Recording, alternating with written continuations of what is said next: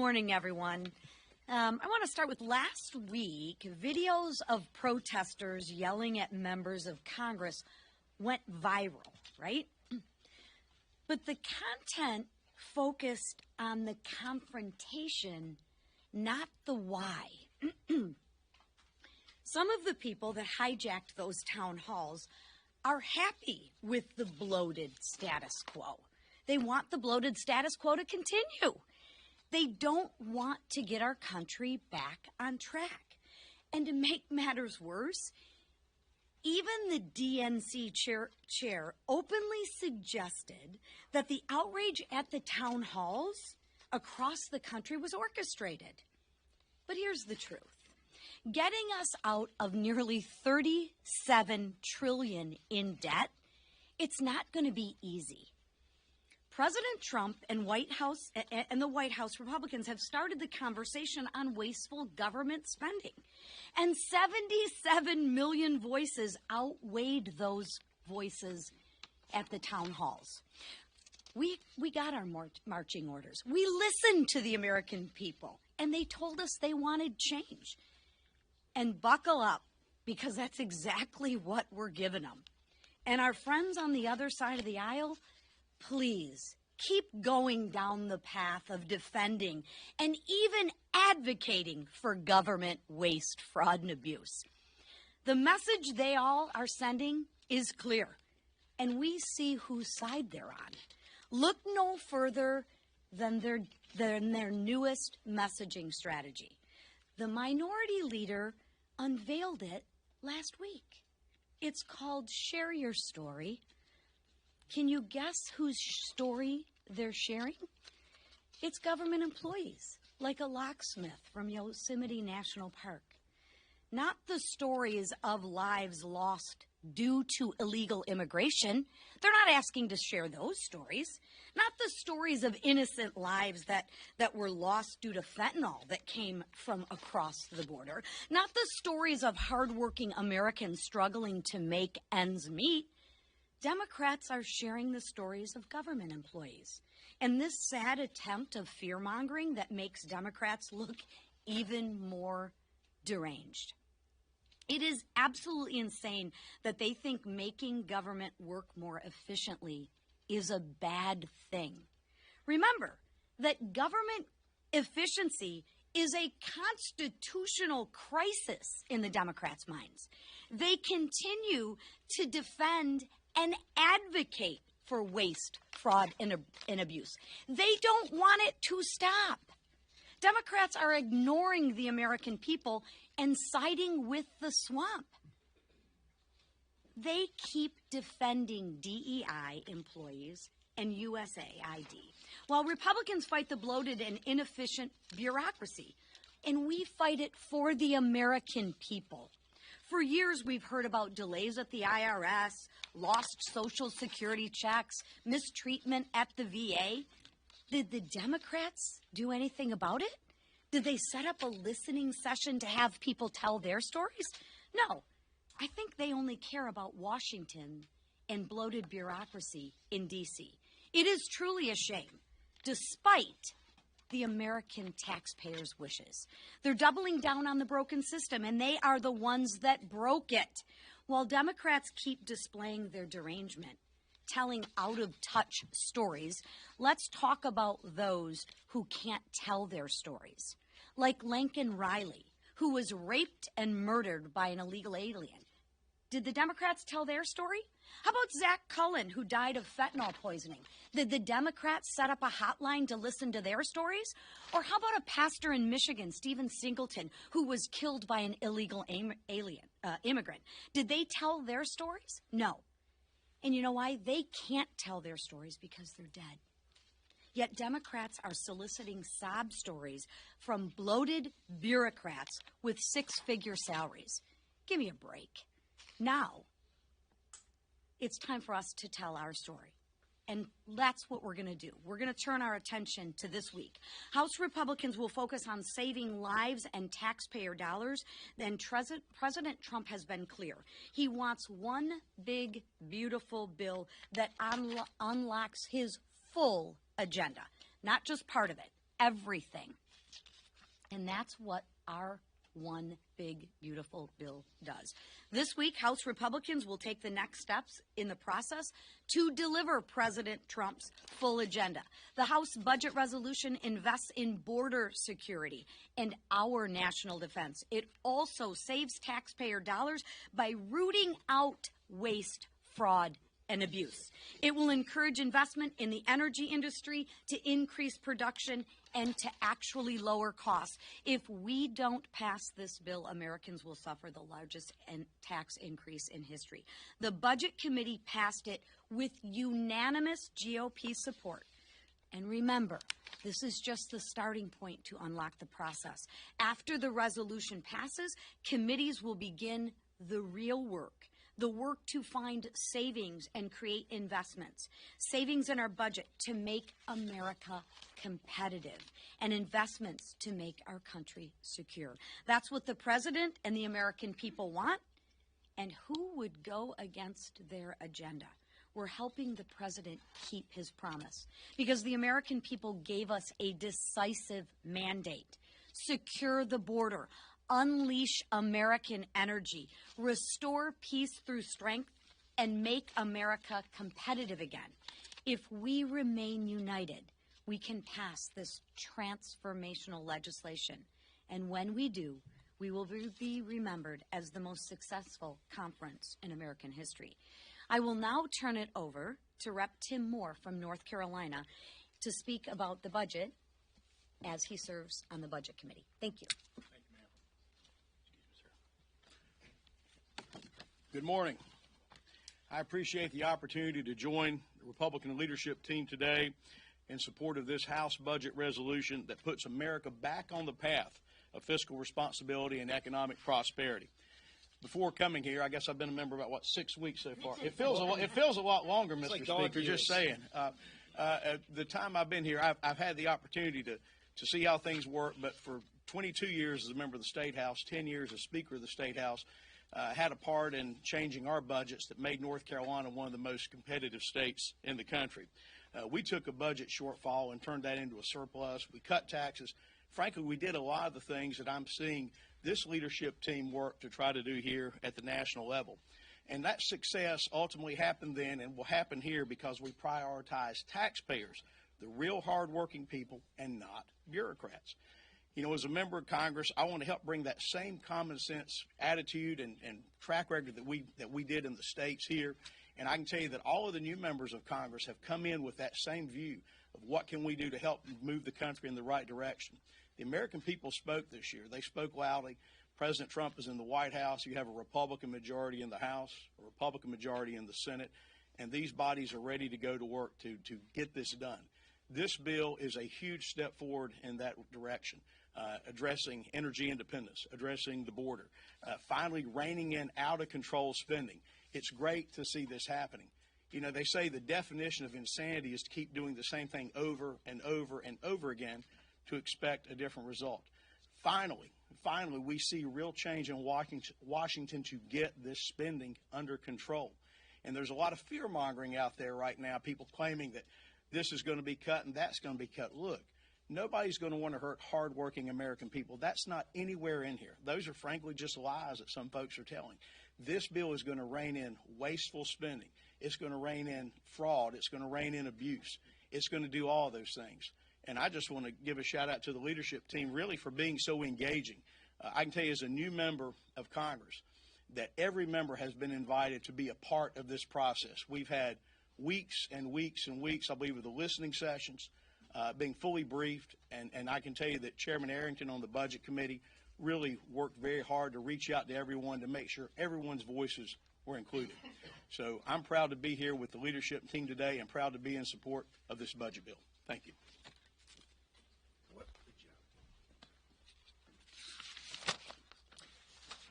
On November 5th, 77 million Americans gave Donald Trump a mandate to deliver on our America First agenda. Americans voted to secure our borders, unleash American energy, grow the U.S. economy, and bolster our great military, and prevent the largest tax hike in American history. They voted to make America great again by reversing the damage Joe Biden and Kamala Harris did to our country over the last 4 years. And House Republicans have put forward a budget that establishes a clear path to do just that.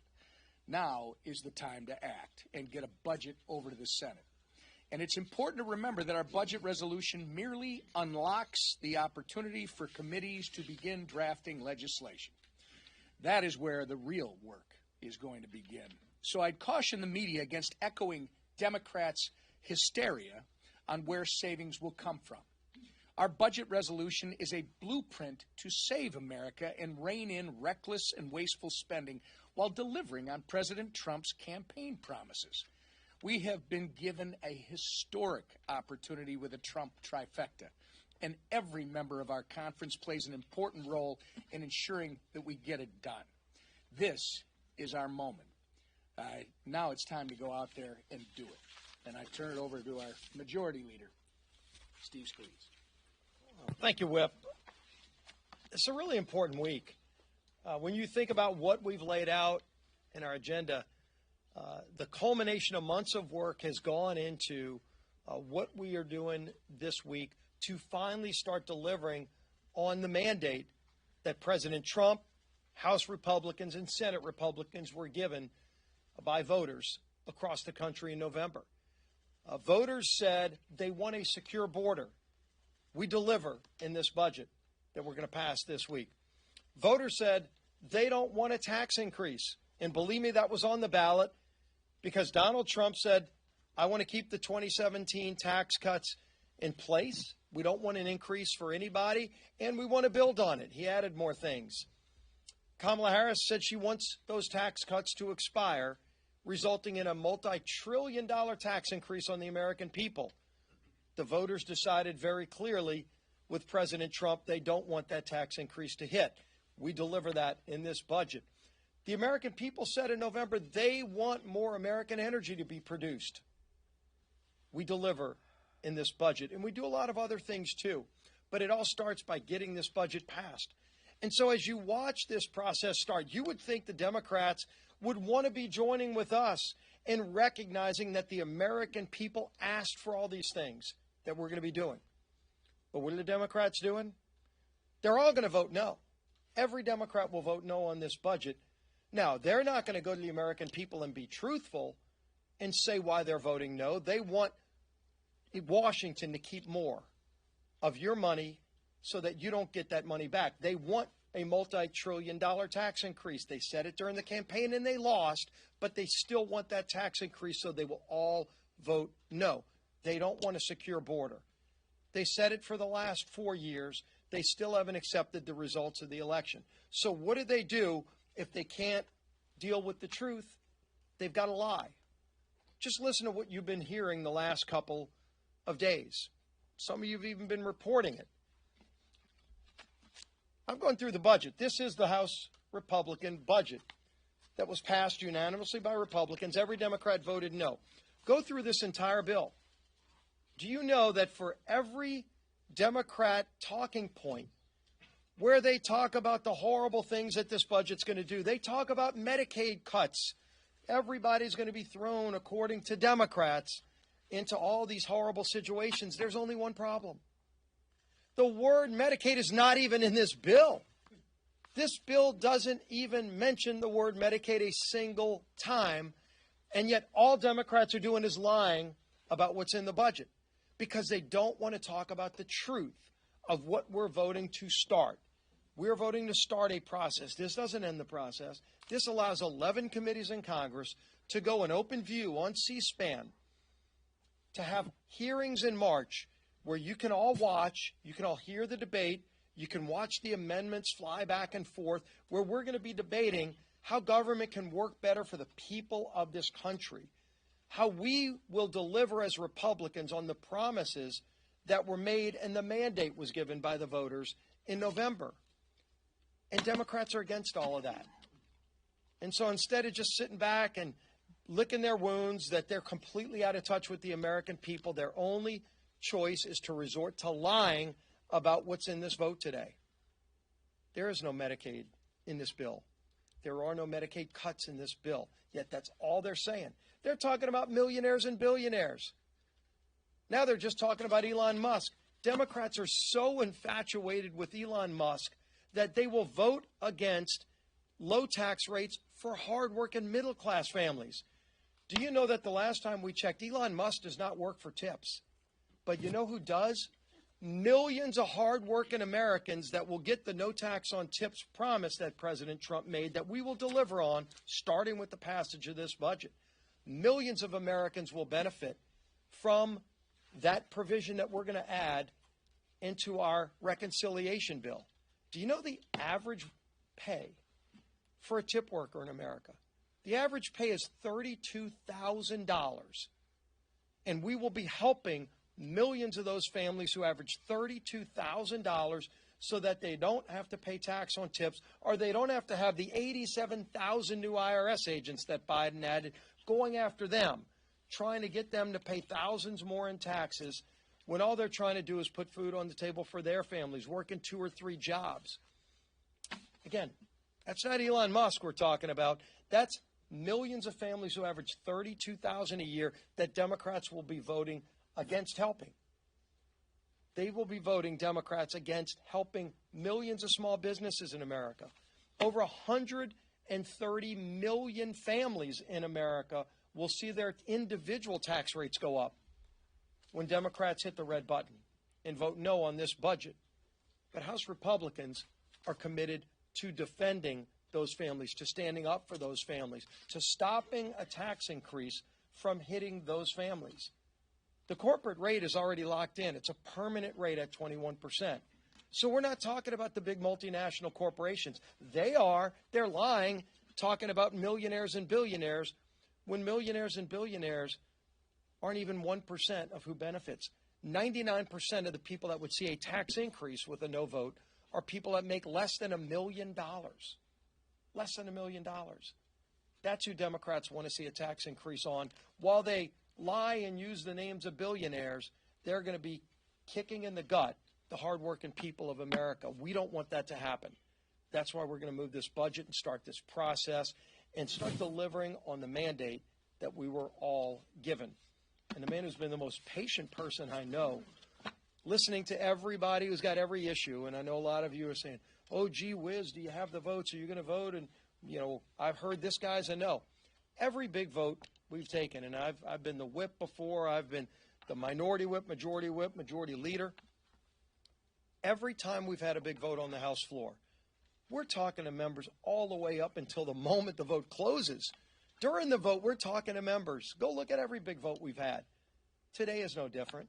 Sure, we're still talking. We talked to the Speaker and I were in a meeting last night for over an hour talking to a lot of members that had questions. We ended that meeting with every one of them finishing as a yes vote. We still have more conversations to have today, just like we do on any day of any big vote.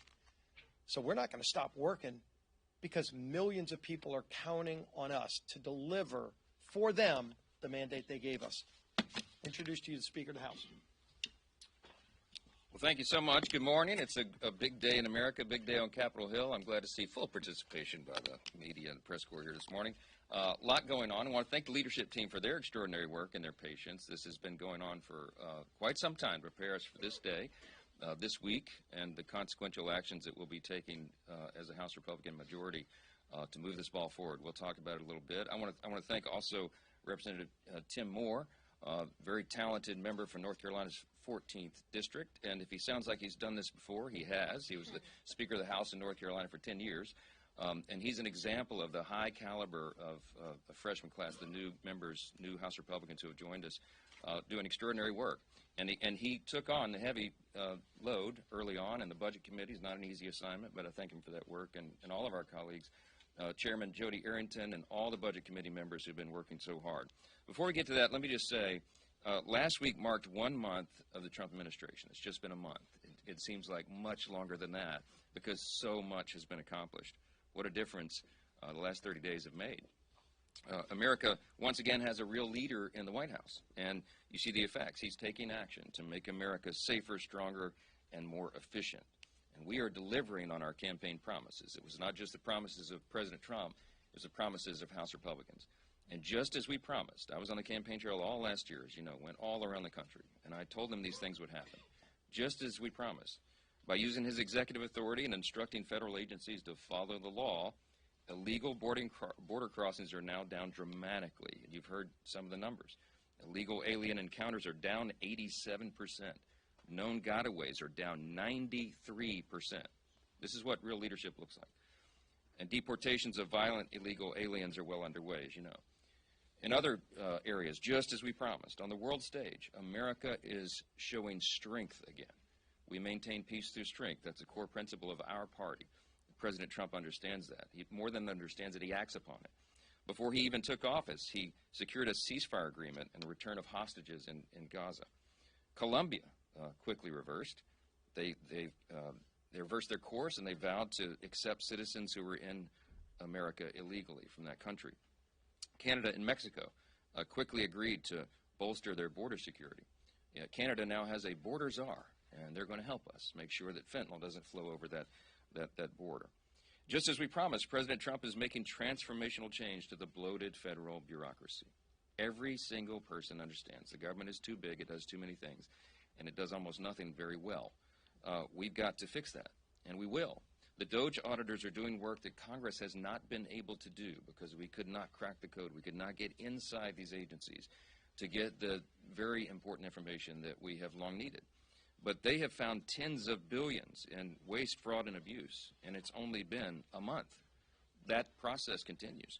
Just last week, DOJ uncovered a $2 billion grant to a Stacey Abrams-affiliated group that only had $100 in their bank account, a cheap website, and zero experience in managing energy projects that was the subject of that grant.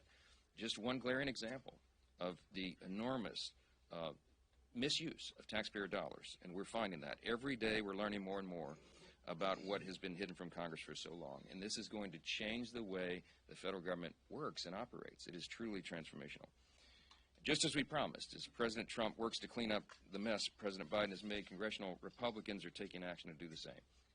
Last week, Leader Scalise released a list of Biden administration rules that House Republicans will roll back through the Congressional Review Act legislation. This week you're going to see that. You heard a little bit about it. We'll focus on the EPA rule. This EPA rule imposes a significant fee on methane emissions from oil and gas, natural gas facilities. And what the effect of that is that it raises prices and it reduces energy production, domestic energy production. It makes no sense. We'll also roll back a Department of Energy rule which effectively bans certain natural gas water heaters from the market. Democrats, rather bizarrely, chose home appliances as their target of their Green New Deal agenda. And House Republicans will stand up for consumer choice and common sense and overturn this rule. Not only are we taking action to roll back Biden's agenda, we're also working to codify President Trump's agenda. We can't allow a future administration to unwind all of these important reforms. So we're planning to take up our budget resolution as early as today, which is a major step, as you know, to unlock the process in delivering President Trump's America First legislative agenda. We're very close right now. And as you just heard the Leader Scalise, explain, there's always more work to do right up to the end for a big vote like this, and this is a big one. We're very, very close, and we're excited about the progress, and I'm very positive, and I'm absolutely convinced we're going to get this done. There's a lot of misinformation about the budget resolution. You've heard some of this being cleaned up this morning. I won't repeat it all. But this resolution itself contains no policies. It is a framework only, and it's the product of months and months of work completed with the input of over 95% of the individual members of the Republican conference. We held dozens of listening sessions. We met with nearly every member of the conference multiple times, and truly this has been a bottom-up approach to the process. So we're proud of the final product, the work product, and again, it's sort of the kickoff in what will be a four-quarter game, and that very important, very consequential game begins as soon as we get this thing passed. This has been necessary because we promised to deliver President Trump's full agenda, not just a part of it. We're not just going to do a little bit now and return later for the rest. We have to do it now. And that one big, beautiful bill will include securing the border, restoring America's energy dominance, dismantling the deep state, growing our economy, and ensuring we don't have the largest tax increase in U.S. history, as was just recounted here, and a return to peace through strength. We do not have time to waste. The American people are expecting us to deliver on this, and we will. And House Republicans need to unite so we can keep this process moving forward, and I think they all understand that. We're working right now to get everybody on board. I think everybody wants to be on this train and not in front of it. And so we're going to answer the remaining questions and get everybody on board, and we're going to deliver on that mandate that we told the American people that we would do. That'll take a couple questions. Mr. Speaker, you said that this is just the start of the process. Can you say unequivocally that further down the line there won't be any cuts to Medicaid programs? Yeah, so look, let me clarify what we're talking about with Medicaid. Medicaid is hugely problematic because it has a lot of fraud, waste, and abuse. Everybody knows that. We all know it intuitively. No one in here would disagree. We had a hearing in budget just last week, or week before last, and they asked the experts, and the estimate is, I think it's $50 billion a year in fraud alone in Medicaid. Those are precious taxpayer dollars. Everybody is committed to preserving Medicare benefits for those who desperately need it and deserve it and qualify for it. What we're talking about is rooting out the fraud, waste, and abuse.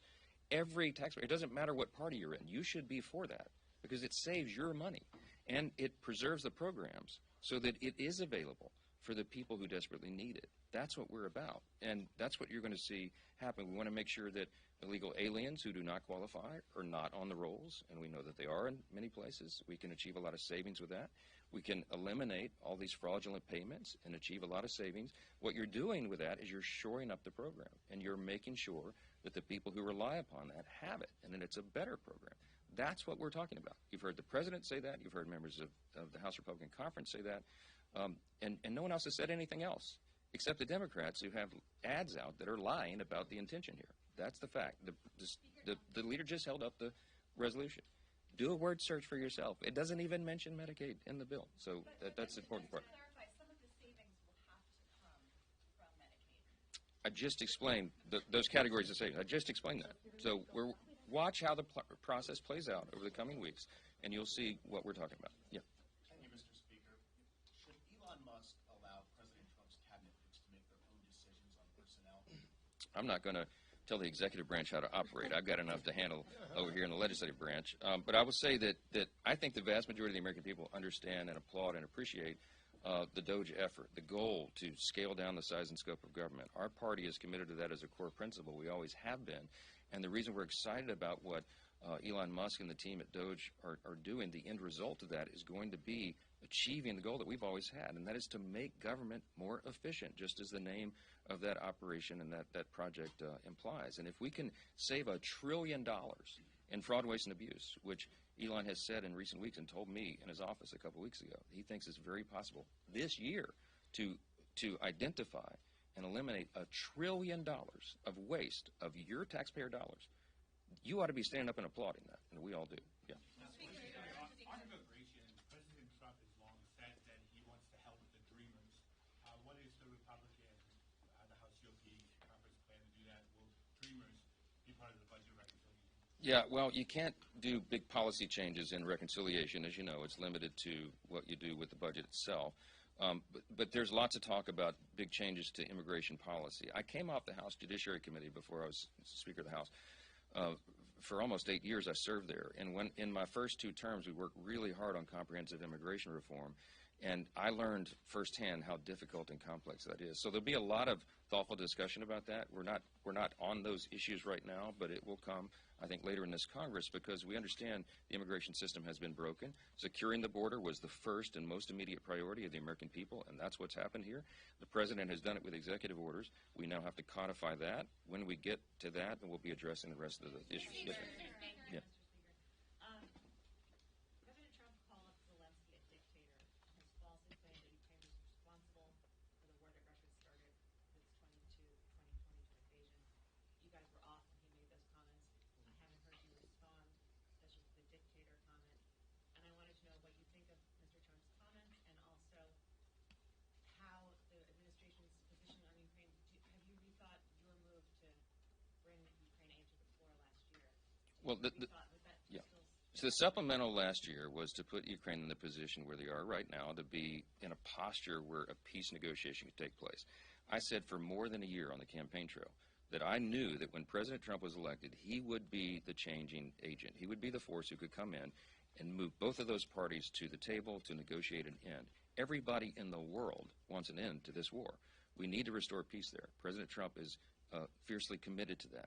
Now, he operates in a certain way. He is a great deal maker, as everyone will have to acknowledge, whether they like it or not. He wrote the book, The Art of the Deal, right? And I think of this, I liken this to my former law practice, where we would be engaged sometimes in arbitration or mediation between two parties that were at war, metaphorically.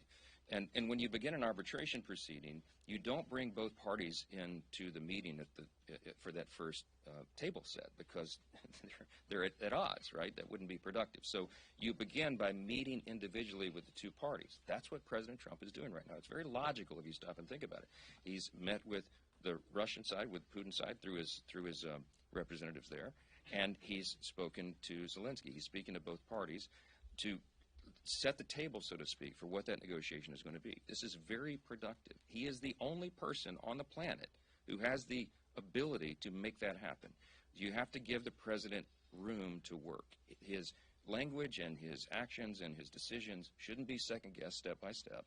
You have to allow this process to play out. I think he's been very clear. I think he's been very clear about what the objective here is. And when he speaks to those issues, what he's talking about is we want to get Ukraine back to a posture of peace. There's an idea on the table for them to actually be in partnership with the U.S. with regard to production of the precious minerals that are needed, and also we want to get back to free and fair elections. There, just as we fight for here and we fight for around the world, I think those things are all consistent, and I think President Trump is moving the ball forward in a way that all of us should applaud. Back, third row, yes, sir. How do you respond to critics like Tom Massey, who kind of argue that this budget resolution will make Brexit worse, not better? And are you committed to having a vote today, or is that essentially going to get delayed? Yeah, so the budget resolution itself doesn't do any of that. The objective and our commitment has always been deficit neutrality. That's the goal here. If we can reduce the deficit, even better. But here's another thing everybody needs to consider. Not only are we working to find savings for the American taxpayer, to find a better, more efficient, more effective use of their dollars, which we are morally obligated to do. We also have a moral obligation to bend the curve on the debt. All of your children, all of our children and grandchildren are going to be saddled with the debt that we're spending right now. It's $36 trillion federal debt. The deficits have ballooned. We have to change that trajectory. Now, you don't turn an aircraft carrier on a dime. It takes miles of open ocean to turn an aircraft carrier because it's such a large vessel. I think the metaphor is obvious here. We can't do it all at once. But we're going to take a big bite out of that. We're going to make a big course correction in this process, and that's why the Republicans in the House and the Senate are so excited about this mission and what we can accomplish with it. So stay tuned on the details. We're going to do this methodically. We're going to do it in a very responsible manner, and we're going to achieve these goals. And we'll be working with all the members throughout the day to get to that. There may be a vote tonight. There may not be. Stay tuned. That's why you get paid. Hang around here. You'll have lots to report on. And what we're working on is to get to. We're working on that. On appropriations, I'll leave you with that. Our House Republican appropriators have been working very hard and in good faith to negotiate with our Democrat counterparts. The necessary step, as you know, for appropriations is to get to a top-line agreement. Chairman Tom Cole addressed the House Republicans this morning on the latest developments about how we may be getting close to a number on that. The problem is the Democrats have added something new and different that's never been part of this before. They are trying to add to the appropriations bill a demand that they want us to somehow limit the ability of the executive branch to do its job. They want to tie the hands of the president on what he is able to do with the expenditures in the executive branch. That's never been done before. House Republicans, as egregious as the actions were of the previous president, Joe Biden, as unconstitutional and outrageous as they were, we never proposed using the appropriations process to tie the president's hands. It'd be, I think, a gross separation of powers violation and a terrible precedent for Congress to engage in. So that's a non-starter for us, and the Democrats know that. And so it looks like they're in a posture right now that they're making individual appropriations bills almost impossible. We'll find out soon. Stay tuned. There's more discussion today to be had. But we are nearing, obviously, the March 14th deadline. And I'm really hopeful that they'll back off of those outrageous demands because it's unprecedented and I think probably unconstitutional, and it's not anything we'll be a part of. Thank you. Thank you.